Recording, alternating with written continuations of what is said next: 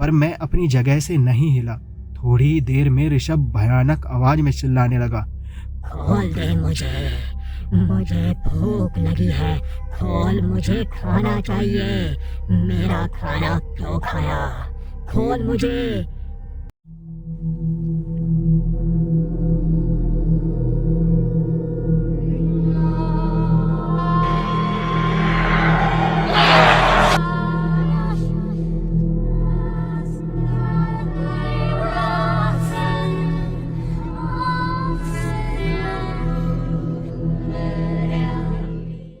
इंसान की जिंदगी में बहुत सारी परेशानियां आती रहती हैं और जब वो इन परेशानियों से काफ़ी कोशिशों के बाद भी निकल नहीं पाता तो वो कुछ जादू टोने का भी सहारा ले लेता है। ऐसा ही एक टोटका है, चौराहे का टोटका। इस टोने टोटके को करके चौराहे की चुड़ैल से मदद मांगी जाती है। शहर में तो शायद ये टोटका इतना प्रचलित ना हो, पर गांवों में ये आज भी काफ़ी प्रचलित है। आज की कहानी ऐसे ही एक टोटके की है और कुछ लड़कों की मूर्खता की है। बिना देरी किए मैं कहानी शुरू करता हूँ। मेरा नाम अनुभव है और मैं राजस्थान के ही एक गांव का रहने वाला हूँ। बात आज से कुछ सालों पहले की है। तब मैं 18 साल का था।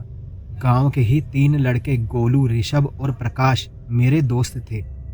हम चारों एक साथ ही कॉलेज में पढ़ते थे और पूरा दिन बस गांव में हुड़दंग ही मचाया करते थे।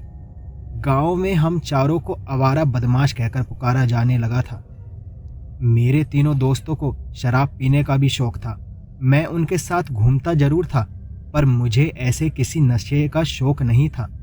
एक शाम हम चारों दोस्त साथ ही थे। रात के करीब 8 बज रहे थे।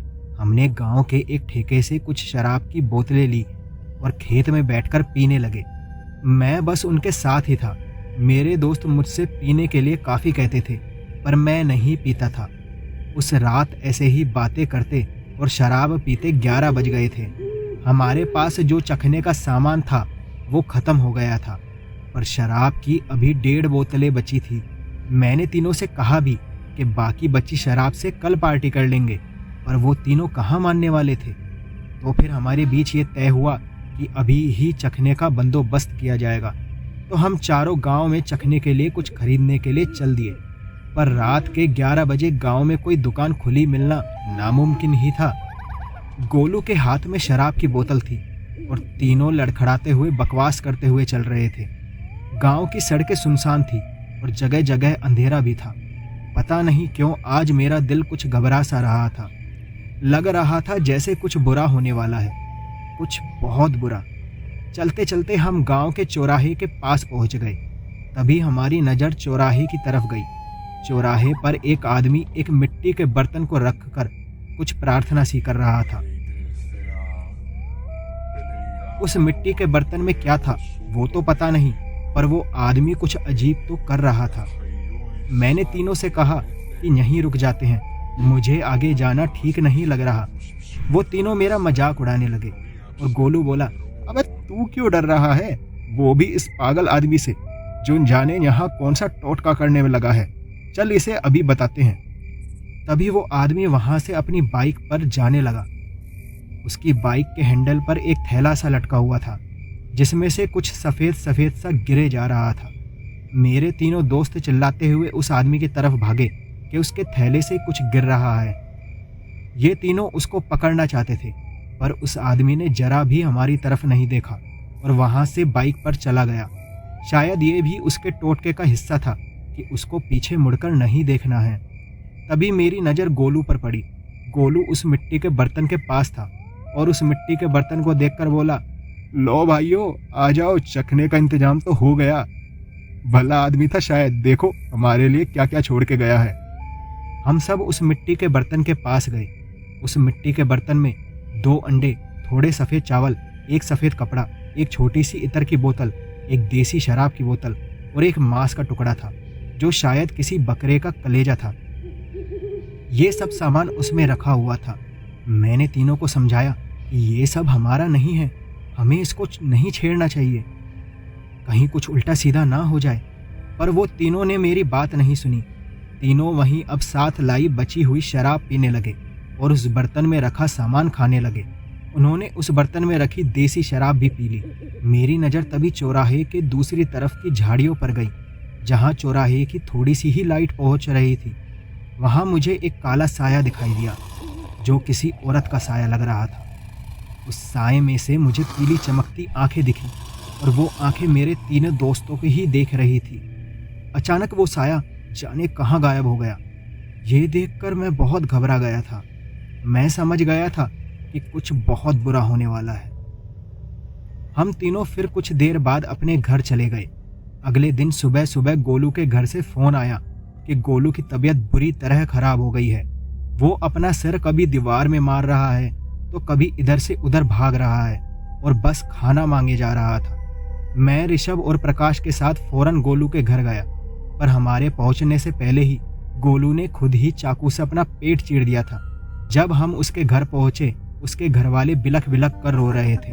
मैं ऋषभ और प्रकाश से कहने लगा कि कल रात जो तुम लोगों ने किया, उसी सब की वजह से ये हो रहा है। तभी अचानक ही ऋषभ को जाने क्या हुआ, वो जोर जोर से चिल्लाने लगा, खाना दो मुझे, खाना दो, बहुत भूख लगी है, खाना दो, मुझे खाना चाहिए।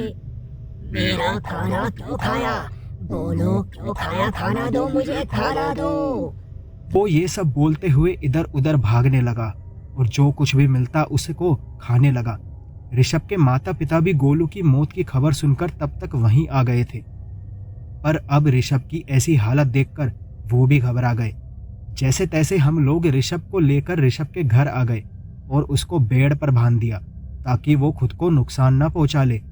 मैंने ऋषभ के माता पिता को सब कुछ बता दिया और जल्द ही ये बात गांव के सब लोगों में फैल गई कि गोलू की मौत चौराहे की चुड़ैल की वजह से हुई है, उस टोटके के बीच में आने की वजह से हुई है। प्रकाश घबरा रहा था क्योंकि वो जानता था कि अगला नंबर उसी का है। गांव वालों की सलाह पर ऋषभ के पिताजी प्रकाश के पिताजी के साथ पुराने मंदिर के तांत्रिक के पास गए और उसको सब बातें बताई। पुराना मंदिर गांव से काफी दूर था, जहां तक पहुंचने में ही शाम तक का वक्त लग गया। यहाँ ऋषभ की हालत खराब होती जा रही थी। रात के 8 बज चुके थे। मैं ऋषभ के कमरे में ही था, तभी मेरी नज़र ऋषभ की तरफ गई। वो एक टक मुझे घूरे जा रहा था। तभी वो रोते हुए बोला, अनुभव, मुझे खोल दे भाई, क्यों बांध रखा है मुझे बहुत तकलीफ हो रही है। यहाँ आना, खोल दे ये रस्सियाँ।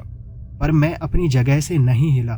थोड़ी देर में ऋषभ भयानक आवाज में चिल्लाने लगा, खोल दे मुझे भूख लगी है, खोल, मुझे खाना चाहिए। मेरा खाना क्यों खाया? खोल मुझे। मैं बहुत ज्यादा डर गया पर अपनी जगह से नहीं हिला। तभी अचानक ऋषभ शांत हो गया और खिड़की की तरफ देखने लगा और कहने लगा, गोलू मेरे भाई, तू आ गया?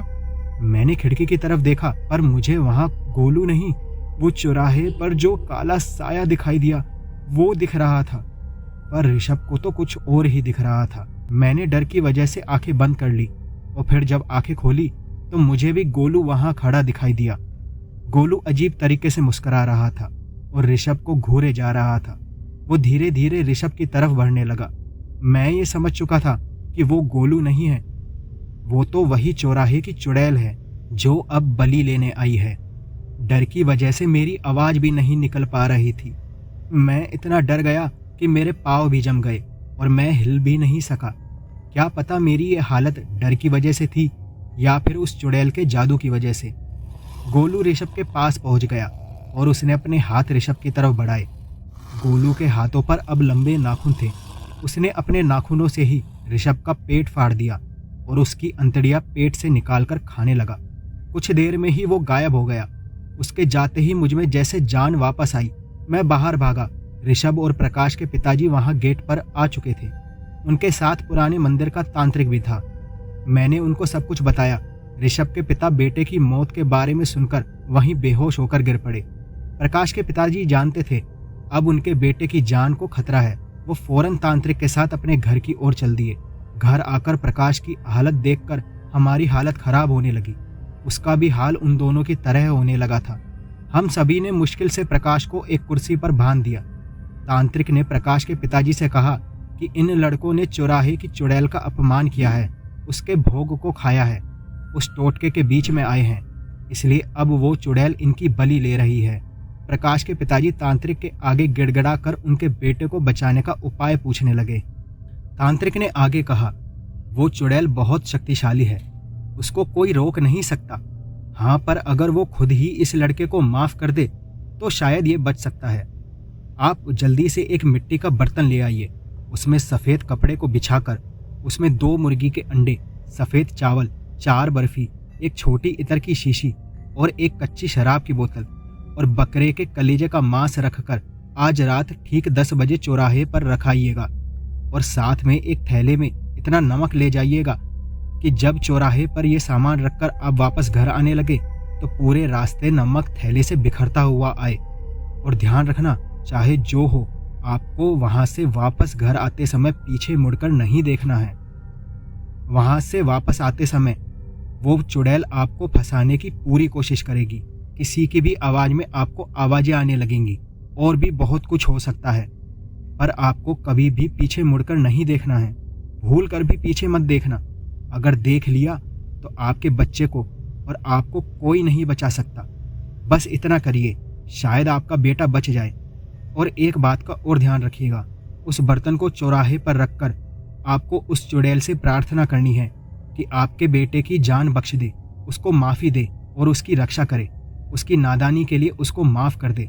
इसके बाद प्रकाश के पिताजी ने फौरन सब सामान का इंतजाम किया और चौराहे की तरफ चल दिए। वहां से जब वो वापस आने लगे तो उनको पीछे से प्रकाश की आवाज़ में ही आवाज़ आने लगी। पिताजी, पिताजी रुकिए, मैं हूँ प्रकाश, मुझे तो साथ लेते चलो। पिताजी रुकिए। इसके बाद कभी सरसराहट की आवाज़ आती तो कभी कोई हवा का झोंका उनको छूकर निकल जाता, पर वो जरा भी नहीं रुके, ना ही पीछे मुड़े। जब वो घर आए तो तांत्रिक ने उनको अपने हाथ एक पानी से भरे बर्तन में डालने को कहा और फिर उस पानी को प्रकाश को पिलाने को कहा। उन्होंने ऐसा ही किया।